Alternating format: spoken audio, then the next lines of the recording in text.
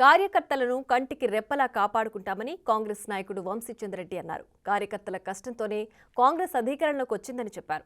Parliament ఎన్నికల్లోనూ ఇలాగే పనిచేయాలన్నారు. కేంద్రంలోనూ కాంగ్రెస్ అధికారంలోకి రావడం ఖాయమని వంశీచంద్రెడ్డి చెప్పారు.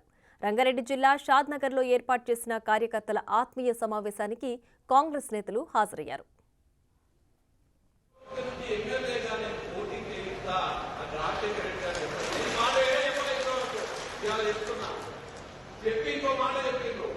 కిష్టారెడ్డి గారిని జైపాల్ రెడ్డి గారు వ్యతిరేకిస్తున్నారు. వారిద్దరు పడేది కాదు.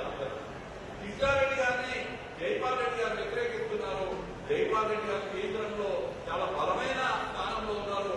ఒకవేళ జైపాల్ రెడ్డి గారి మాట నెట్టి కిష్టారెడ్డి గారికి టికెట్ ఇచ్చే పరిస్థితిలో లేకపోతే నువ్వు నా అభ్యర్థిని కల్వకుర్తిలో పనిచేసుకోవాలని రాజశేఖర రెడ్డి గారు చెప్తున్నారు. కాలక్రమేణా జైపాల్ రెడ్డి గారి మాట నడవలేదు. రాజశేఖర రెడ్డి గారి మాట నెగ్గింది. కిష్టారెడ్డి గారికి కల్వకుర్తిలో 2009లో పోటీ చేసే అవకాశం వచ్చింది.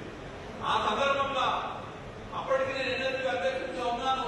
కేంద్ర నాయకత్వం నన్ను ఎక్కడో ఒక దగ్గర పోటీ చేయాలని ఆలోచనతో ఉన్నప్పుడు నన్ను పిలిచి కల్వకుర్తి సిట్టింగ్ ఎమ్మెల్యే ఉన్నారు, అక్కడ అవకాశం లేదు, నిన్ను షాద్నగర్కి పంపించాలనుకున్నాము, నువ్వు షాద్నగర్ నుంచి పోటీ చెయ్యి అని కేంద్ర నాయకత్వం నాకు చెప్పడం జరిగింది. ఆనాడు శంకర్రావు గారు ఎమ్మెల్యే ఉన్నారు. అప్పుడే అంటే రిజర్వ్ నుంచి అన్రిజర్వ్ అయితే కాబట్టి ఇక్కడ సిట్టింగ్ ఎమ్మెల్యే లేరు. కల్వకుర్తిలో సిట్టింగ్ ఎమ్మెల్యే ఉంది, నాకు అవకాశం రాలేదు ఇక్కడ ఏమన్నా నాకు ఇంకా గుర్తు. అప్పుడంటే రియల్ ఎస్టేట్ బాగా నడిచేది.